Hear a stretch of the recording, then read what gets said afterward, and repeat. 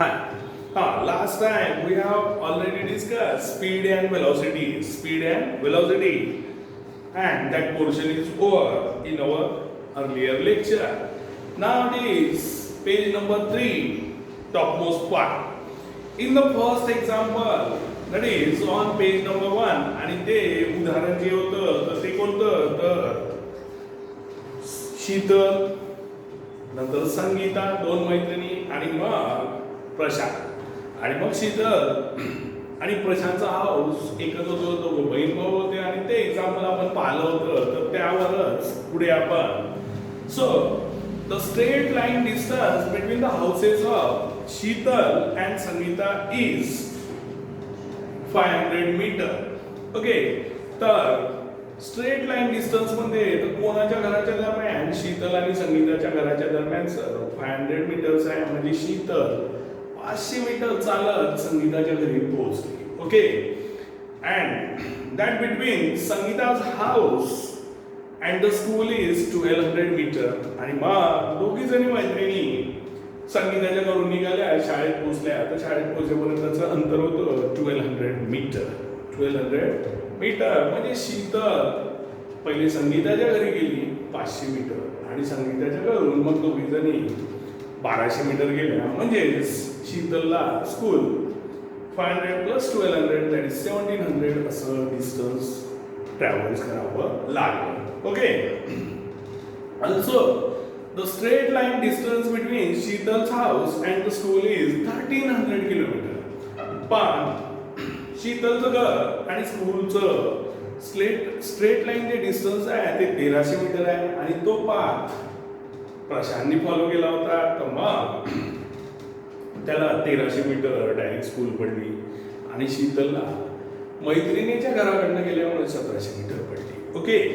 Suppose Sheetal takes 5 minutes to reach Sangeeta's house तर शीतलला 5 minute लागले संगीताच्या घरी पोहोचण्यासाठी ओके आणि मग 5 मिनिटांमध्ये तिनं जवळपास 500 मीटर अंतर कव्हर केलेलं आहे okay and then 24 minutes to reach the school from there आणि मग संगीताच्या घरून दोघी मैत्रिणी चालल्यामुळे गप्पा गोष्टी आणि मग त्यांनी काय केलं की 1200 मीटर अंतरासाठी 24 मिनिट घेतले 500 मीटर 5 मिनिटात कव्हर केली होती एकटी होती तर आणि दोघी जेव्हा दोघी पण स्कूलला जायला लागल्या तर 1200 मीटरसाठी त्यांनी 24 मिनिट घेतले गप्पा गोष्टी रंगत खेळत अशा प्रकारे गेल्या आणि देन मग आता आपल्याला पाहायचं आहे की Sheetal speed along the path A Sheetal speed along the path A speed okay आणि पाथ ए वर कोणाचा शीतलचा ओके शीतल स्पीड्स तर पहिले पाथ ए म्हणजे काय तर शीतलच्या घरून संगीताच्या घरापर्यंतचं ओके तर मग it is distance travels upon time taken distance upon time okay so distance upon time मग आता डिस्टन्स किती होतं it is 500 metre it is 500 meter okay and 5 it is minutes okay 500 meter and 500 meter जाण्यासाठी वेळ किती घेतला तर 5 minute so this will becomes 100 meter per minute 100 meter per minute तर पाहून घ्या डिस्टन्स किती कव्हर केलं 500 मीटरचं वेळ किती घेतला 5 मिनिट आणि मग डिव्हिजन सॉल्व केल्यावर तिचा जो स्पीड होता शीतलचा स्पीड पण कुठे तर पाथ ए वर म्हणजे शीतलच्या घरून संगीताच्या घरापर्यंत पोहोचेपर्यंत त्या पाथवर ती 100 मीटर पर मिनिटनं चालली होती 100 मीटर पर मिनिटनं चालली होती that is along the path A now it is आता शीतल आणि संगीता दोघी पण सोबत चालले होते आता आपण आता शीतलचं पाहिलं तर शीतलचा स्पीड पाहू along the path B Sheetal speed okay it is along the path B So how much distance he has covered along the path B? That is 1200. Okay, that is at 1200. How much time taken? That is 24 minutes. Okay, so मग आता याला आपल्याला solve केल्यावर सरळ सरळ आहे 12 double 24 म्हणजेच काय होईल याला सॉल्व केल्यावर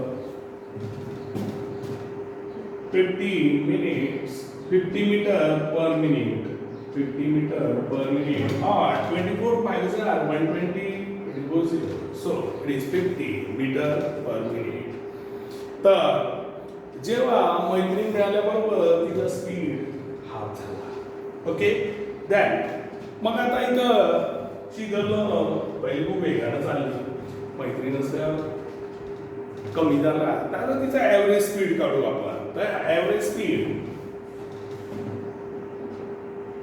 is average speed of Sheetals okay पुन्हा ॲव्हरेज स्पीड्स म्हणजे काय पहिले 500 मीटर आणि दुसरं 1200 तर total distance cover that is 1700 metre okay आणि 5 minutes plus 24 minutes okay that is 29 minutes 29 minutes okay MINUTS but how will is the average speeds and that comes it is 58.6 meter per minute तर हा झाला शीतलचा average speeds आणि आपण speed आणि velocity शिकले speed आणि velocity शिकलेला आहे पण speed that is related to distance while the velocity is related to the displacement so we have find out the average speed of Sheetals here it is 58.6 meter per minute now we will see a Sheetal's velocity आता इथे velocity म्हटल्याबरोबर काय होईल तर distance येणार नाही displacement येईल okay so it is displacement आणि upon time okay मग आता डिस्प्लेसमेंट तर डिस्प्लेसमेंट काय होईल शीतल अशी तर ती मैत्रिणीच्या घरी गेली आणि मग शाळेत गेली तर 1700 मीटर चालली पण डिस्प्लेसमेंट म्हणजे काय shorted distance between the initial point and the final point and that is given it is 1300 meter पाहून घ्या वर लिहून आहे the straight line distance between Sheetal's house and the school is 1300 meter so her displacement is 1300 meter मग इथं 1300 metre लिहावं लागेल आणि टाइम टेकन तिने तर 29 मिनिट घेतलेला आहे so here the time will remain the same but as it is the displacement so we have to go through the shortest distance between the initial point and the final point and that is 1300 meters so we have to write here it is 1300 upon 29 so after solving it we will get 44.83 it is meter per minute so this is the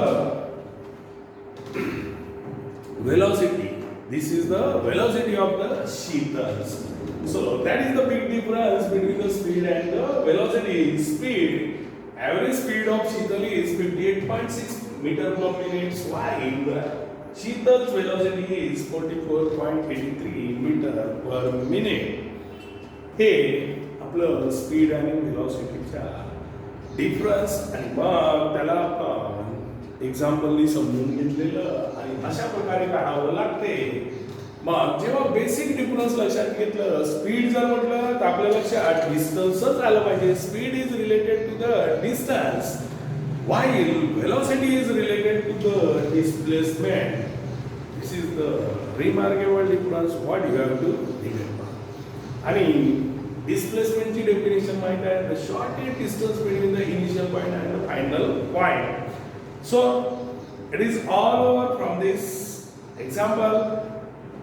next time we will see effect of speed and direction on velocity, की speed आणि direction मध्ये change केलं तर velocity बदलते का, तर आपण ते पुढच्या लेक्चर मध्ये बघू.